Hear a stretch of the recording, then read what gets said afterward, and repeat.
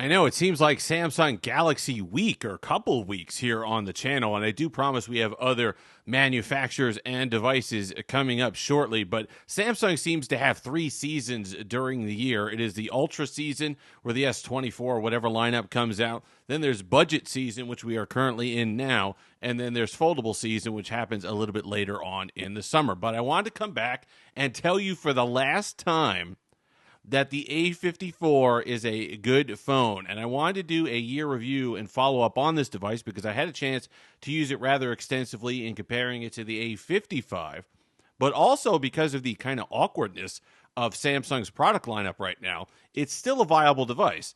A55 not coming to the United States. The S23 FE kind of holding steady at that $600 mark on the Samsung website. So this is still a phone that you'd want to pick up. Not for the $450 that Samsung is selling it for. That's ridiculous, especially a year later. But link in the description, Amazon, if you could pick this up new for from 310, I've seen it as low as, to 325, you're really looking at a winner here, especially what it offers, the updates, how they've been done. It's still a perfectly viable and pretty good phone in 2024. And one of the things I wanted to talk about was the kind of criticisms from last year. When I did all the videos on this phone, everyone's saying, oh, wait a year, wait a few months, wait a few updates and all the rest of it. You know, we did that. I'm going to talk about the performance here in a moment, but that wasn't a horrible knock. That wasn't something that was unfair to say kind of wait and see with a mid-range device, because what was the rub with mid-range devices in the past? Sure, they might get updates, sure, whatever, but if anything, on updates on mid-range devices, you were hoping that performance would hold par. You were hoping that you just would get kind of near the performance and battery life that you were getting before the device was updated when it was new, when the software was first optimized for this device. You rarely get better performance. You rarely get consistent performance on mid-range devices once the updates start rolling in. But I'm pleased to announce that not only do I think this phone is as smooth as it was on launch, I think this phone has gotten better, especially running One UI 6.0. I think this device is better than it was on launch. I think it's smoother. I still think absolutely for that money you'd want to pick this up. You're still getting a few years of support here. You're still getting a gorgeous display. You're still getting a pretty good build quality. Oh, as I drop it, see, it withstood that. Look at that. Durability. You're getting a fantastic build quality. Yes, you're getting the plastic frame. A lot of people like that. You don't have to put a case on it. Keeps the device light.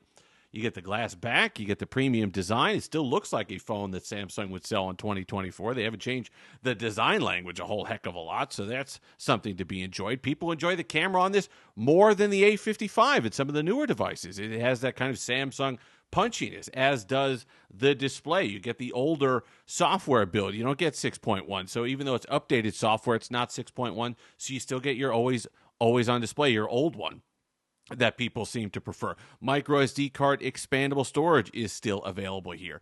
And the important thing to remember, battery life still holding at about 6 hours, okay? But that hasn't diminished. That's something that you look at with mid-range devices as well. How is the battery life holding up? Subsequent software updates. Did they nuke the battery? Not the case here. I'm not getting better battery life than I was on launch, but I'm not getting worse battery life either. So it's gonna come in at that 5.5, 6 hours of screen on time. Speakers are pretty good. Stereo speakers, you get that. Display we talked about, 6.4 inches. If you don't like these larger displays and these larger phones, this is still a relatively, I mean, it seems odd to talk about, but it seems a relatively pocketable device still in 2024. I know it's not, the 6.1 inches of like a Pixel 6a or something like that, but it's a relatively smaller device compared to these behemoths that we get at 6.7, 6.8 inches, and even the A55 now at 6.6 inches. It's noticeably bigger. When you hold it in hand, it feels like one of these bigger flagships as opposed to a nice compact device. So that's something to keep in mind as well. But overall, all the naysayers, all the rest of it, if you go on there, and that was the A54 videos were my most watched videos last year by far, because there was a lot of interest in this device. It's a good price point for a lot of people. It's a device that's a perfect carrier device. You walk into Metro PCS, you walk into Boost Mobile, you walk into T-Mobile, whatever it happens to be. This is the $0 with 24-month commitment phone. This is the $100 with a 24-month commitment phone. that you pick up and you get pretty darn good performance out of. Flagship, near flagship level display. You're limited to the 1080p, but you still get the high refresh rate and all the rest of it. You get the in-display fingerprint sensor. You get all the rest of it that you get. You get the One UI aesthetic. You get multitasking that works just fine. I know, yes, do you have to wait a beat for the multitasking to kick in? Yes. Oh, I'm sorry. You have to wait a second. And then you kind of wait for things to scroll up. But people who said, oh, this device can't multitask. Nonsense. It absolutely can multitask. It can game. Lighter gaming than the A55, but it can still do gaming. People get great frames on Call of Duty Mobile on this device and PUBG and all the rest of it. Genshin Impact. People have been able to play that. That was one of the comments last year. People's like, no, it's pretty good for gaming. You just have to give it a chance. So that's something you get as well. And if you're looking at this device in terms of the current Samsung lineup, if you're thoroughly in that budget category and you're looking at something like an A25 versus this, I'm spending the extra $25 and picking up one of these new, because despite it being a year older, I do think it's better. You're not going to get the battery life that you get on an A25, but I think you get a slightly better build quality, you get a better camera, and you get better performance.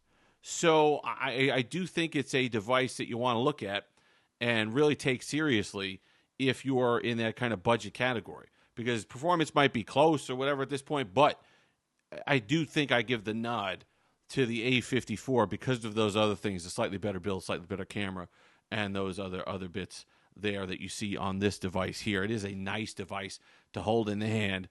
Get that micro SD card, expandable storage. There are plenty of reasons why you'd pick this up. And after all the nonsense that we heard about this phone over the course of a year, no, it's going to break down. It's going to lag in 2 months. It's going to lag in 3 months. It's going to lag in 4 months. It's going to lag in a year. Just wait a year. It won't even function. Oh, the updates will make it horrible. Updates made this phone better. So while I understand that might have been a legitimate concern for people going in, let me tell you something. Samsung's really upped their game with their mid-range devices. For all the naysayers about the Exynos 1380 in this device, it held up well, and it updated well, which is definitely important, to the point where I don't think I would ever be able to, the A-series devices are ones that I kind of recommend, after a year or two, maybe you look elsewhere or something like that. Not anymore. I could absolutely honestly recommend this device in 2024 after a year. I think there's plenty of juice left in this phone. If you have it, then you know what I'm talking about. If you saw the reviews of people who actually used it, go on Best Buy, go on Google, go on all these places where they have thousands and thousands and thousands of reviews. Not like 10, right? Thousands of reviews, 5-star reviews, 4.7 stars from people who have actually used it. There were too many people right off the bat that looked at the spec sheet, saw an Exynos, you know what, I'm going to pass. And then got on Twitter and got on YouTube and started screaming up and down about this phone having an Exynos instead of a mid-range Snapdragon. Well, you know what? That's not always the case. Just because something has a Snapdragon doesn't mean it's necessarily going to update any better. There were plenty of Snapdragon phones over the years that didn't update that well. There were plenty of Snapdragon devices over the years that overheated. Okay, so it's a two-way street. This phone did excellent over the course of a year. Can absolutely recommend buying this brand new. If you're looking at it on a carrier deal, especially those $0 deals, pick this up.